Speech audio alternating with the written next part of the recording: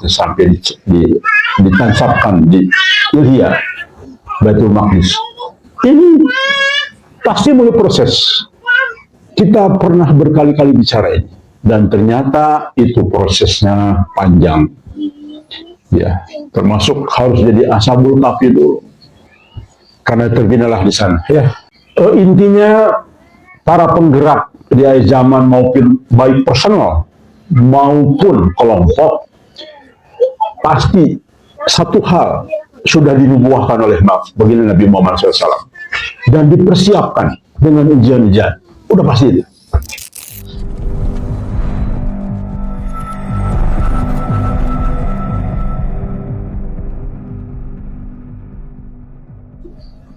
Jadi artinya hadis tadi mengatakan gerakan akhir zaman akan dipimpin oleh kelompok yang telah mengalami penyatuan rohani, frekuensi iman dan kebersamaan dalam ujian. Pastilah ya. Lalu yang kedua, bab kedua. Tadi bab pertama. Bab pertama apa? Tokoh itu pasti dipersiapkan. Kelompok itu pasti harus satu frekuensi. Yang nggak mungkin, coba bayangkan, logikanya lah. Kita tiba-tiba di grup bulan-bulan ketemu, kumpul, lalu langsung berjuang. Tidak mungkin. Ini saja nih, kita ini yang 5 tahun sudah bergerak, masih banyak yang belum sepaham. Masih ada yang belum satu frekuensi, masih ada yang bandel, masih macam-macam. 1001 hal. Sebelum sampai kepada titik nadir bahwa kita harus satu frekuensi. Itu, ya. Dan ini sebagai sebuah pendidikan juga. Saya baru sadar bahwa kita ini sedang belajar. Belajar untuk nanti bagaimana ketika kita besar nanti. Ketika kita dikasih amanah lebih besar oleh Allah. Ini belajar. Saya juga sadar, ini sedang saya belajar. Kita ini datang dengan beragam pikiran, dengan beragam pemikiran. Dan saya harus sangat berusaha untuk seadil mungkin cara berpikir ya. Mungkin bagi teman yang lain, wah Anik ini tidak tegas. Tapi saya pikir, Anda memikirkan yang tidak saya pikirkan. Kembali. Saya memikirkan yang belum tentu Anda pikirkan. Jadi, kadang-kadang memang menjadi pimpinan itu tidak mudah teman sekalian, karena harus mengakomodir semua pihak agar kita jalan terus, tidak terjadi perpecahan, dan itu tidak mudah. Baik, apalagi kita akidahnya awalnya berbeda-beda semua ya. Allah tidak akan mengangkat kelompok acak yang baru saling mengenal. Tadi ya sudah ya. Yang berikutnya, bab kedua, pendekatan ilmiah, sosiologis, psikologi, dan strategis. Harus dilihat dari situ. Jadi kepada teman-teman helper yang belum pernah berorganisasi, nol dalam berorganisasi, tapi so tahu, kadang-kadang gini teman sekalian. Ini memang ada fenomena aneh. Orang yang nol berorganisasi, orang yang tidak pernah memimpin satu orang pun, itu kadang-kadang lebih so tahu loh. Ini ada satu cerita. Saya kan berkali-kali ketemu helper. Yang kalau di grup galak. Wow. Tapi ketika ketemu, pelintat-pelintut dan apa ya, kayak ayam sayur gitu loh. Jadi, ternyata dia bisanya cuma karena mungkin copy paste atau gimana ya. Tapi ternyata pikirannya dangkal gitu setelah kita ketemu. Jadi, begitulah ciri khas manusia. Manusia itu kadang-kadang tidak berilmu, ingin menunjukkan dia itu siapa sehingga sok tahu. Banyak. Coba perhatikan teman-teman. Nanti kaget lah. Ketemu di grup tuh, wah kayak yang ini. Coba ketemu. Kita tahu kualitasnya. Ya. Jadi begitu. Justru kadang-kadang orang berilmu lebih banyak diam. Orang berilmu bicaranya bagus ketika pada saatnya. Bukan asal bicara kapan saja, di mana saja, itu kepada siapa saja. Justru orang yang banyak bicara dan tentu bicaranya tidak sesuai dengan kapasitasnya, maka itulah ciri-ciri orang yang dalam Allah mengatakan ya baik bisa munafik, fasik atau apapun lah. Baik. Dalam ilmu sosiologi perubahan, gerakan toleransi mengalahkan spontanitas, pasti. Contoh, tiba-tiba kita berantem nih dengan kelompok yang lain. Kelompok lain spontanitas kumpulnya, emosi, berantem. Kita sudah terorganisasi. Ya, sebentar itu kalah. Kita sudah siap. Mas Dedi, masa ini barisan depan ya, pasukan panah belakang. Iya iyalah, mereka asal, Allah, dipanahin semua kita kan. Kita sudah siap di pohon-pohon misalkan. Jadi pastilah sebuah hal yang terorganisasi pasti memenangkan. Udah pasti, dalam hal apapun silahkan. Dalam hal apa? Urusan politik, dalam urusan pendidikan, dalam urusan apapun. Pastilah rumusnya bahwa yang terorganisasi pasti akan mengalahkan spontanitas ya. Yang berikutnya, teori evolusi menyatakan bahwa perubahan besar terjadi ketika, nih lihat teman sekalian, sejarah revolusi dimanapun. Ingat, oke lah revolusi itu kadang-kadang orang kafir, revolusi itu orang-orang non-muslim, tapi ingat, tetap rumus menempel. Tidak akan ada terjadian sesuatu kalau tidak seizin Allah. Pasti seizin Allah juga itu. Mungkin buat pelajaran bagi kita semua ya. Pertama, perubahan besar itu terjadi ketika elit yang sadar dan terorganisasi. Ada kumpulan elit, contohlah zaman kemerdekaan Republik Indonesia, kan? Mulai ini ada kelompok yang mulai pintar, sehingga mengorganisasikan dalam berbagai perkumpulan, ya. Nah, itulah akan ada satu perubahan.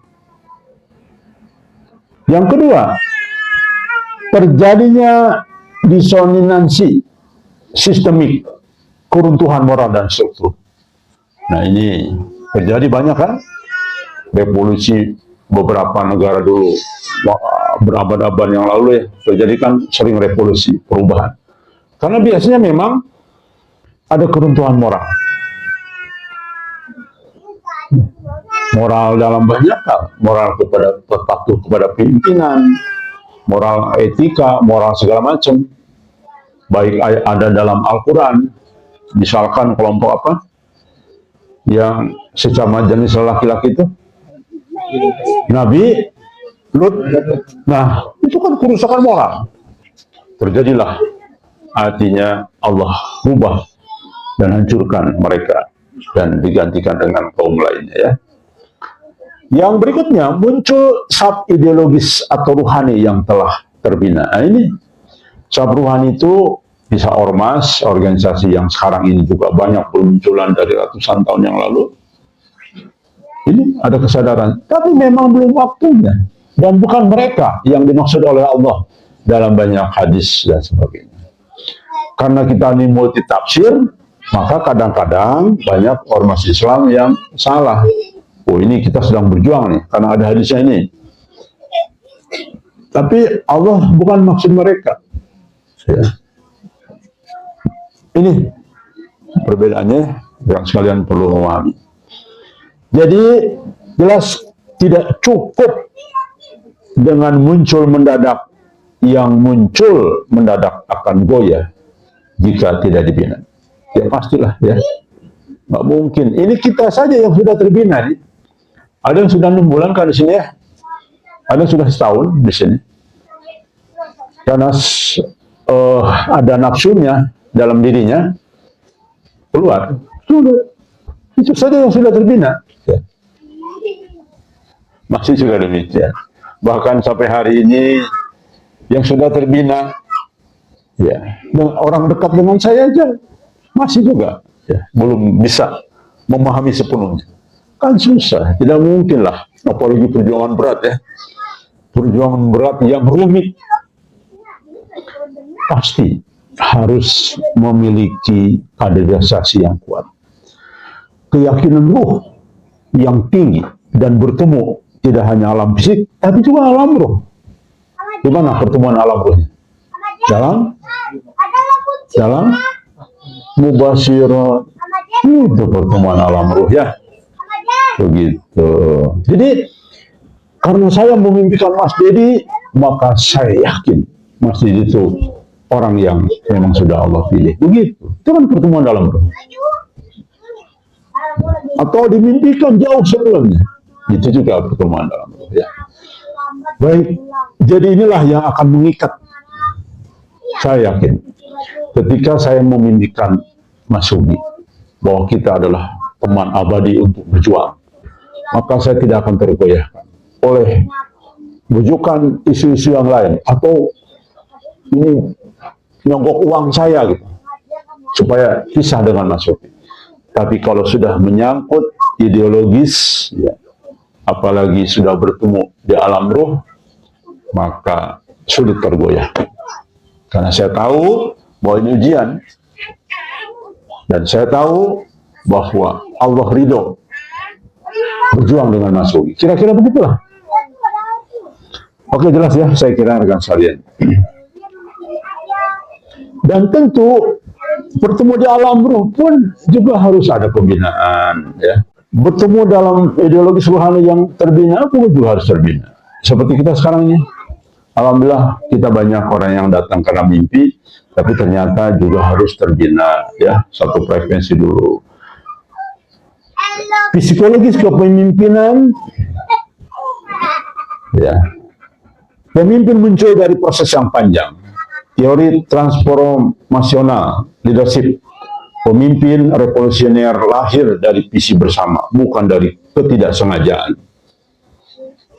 Hampir tidak ada sebuah peristiwa ketidaksengajaan. Semua pasti menunjukkan satu pembicaraan dari awal, terus kemudian menyamakan persepsi, menyamakan konsep dan sebagainya, baru akan terjadi sebuah perubahan besar. Artinya kepemimpinan khususnya Al-Mahdi nanti atau penggeraknya tidak mungkin dari orang yang baru saja muncul tanpa fondasi ruhani. Apalagi nanti musuh terbesar kita Dajjal yang penuh dengan ilmu gaibnya yang bisa menaklukkan siapa saja. Tidak mungkin Dajjal dilawan oleh orang-orang yang tidak punya fondasi ruhani kuat.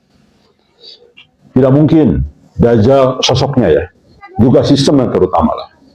Sama, sistemnya pun juga susah dilawan sekarang oleh orang-orang botak. Karena semua sudah terbelit dengan handphone.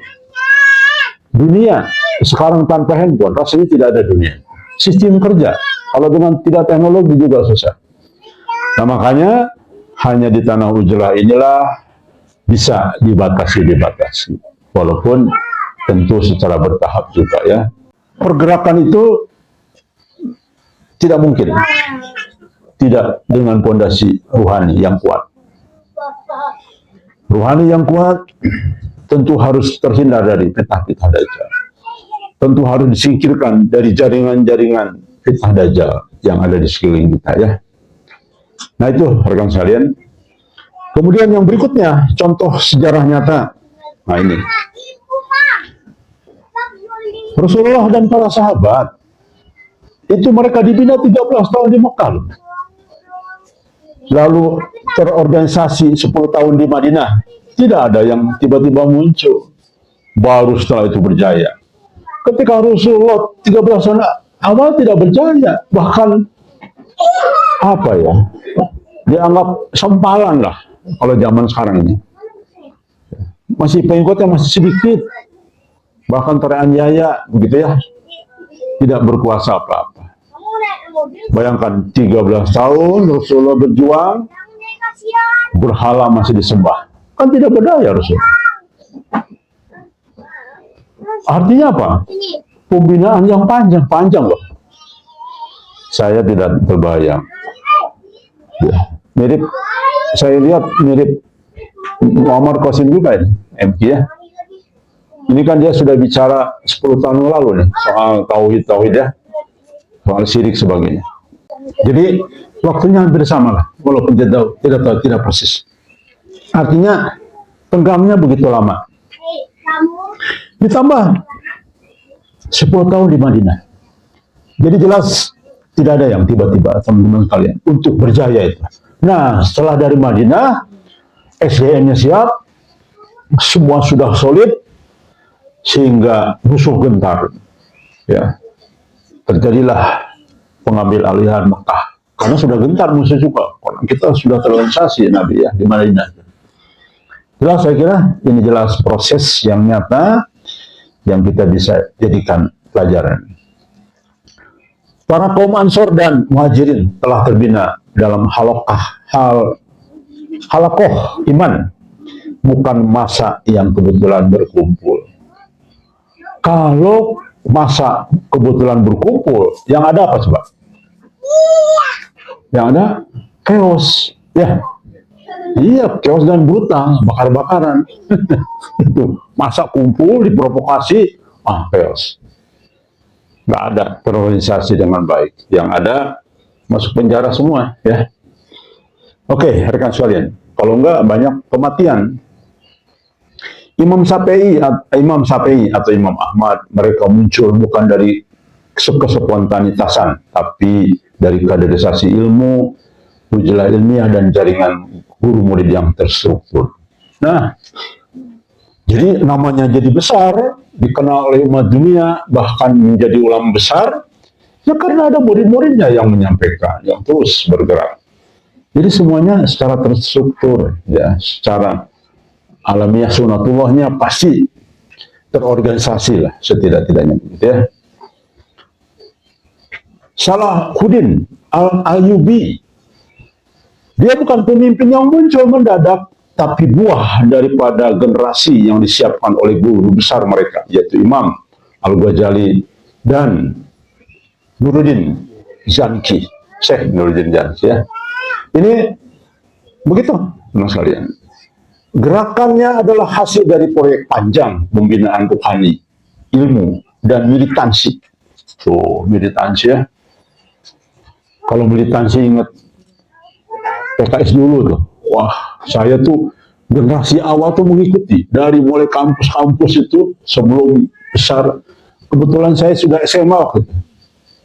Kalau tidak salah, PKS lahir itu waktu saya SMA. Saya juga dideketin kan untuk, ayo gabung tarbiyah. Saya ingat bahasa tarbiyah itu dari SD, SMA ya, SMA. Militansi hebat. Wah, saya kagum juga. Makanya banyak mahasiswa. Dulu kan PKS di kampus bergeraknya. Saya di kampus tuh ada PKS juga. Iwan Muslimin di kampus saya. Jadi memang bagus awalnya. Dulu saya ingat betul, asal benar. Pokoknya dikucilkan asal benar. Sekarang asal menang. Tercemar dengan kepentingan. Susah sekarang. Oke, yang berikutnya. Gerakan, nah, sama. Akan keluar panji-panji hitam dari Khurasan. Maka tidak ada lagi yang dapat menolaknya sampai ditancapkan di Ilya, Baitul Maqdis.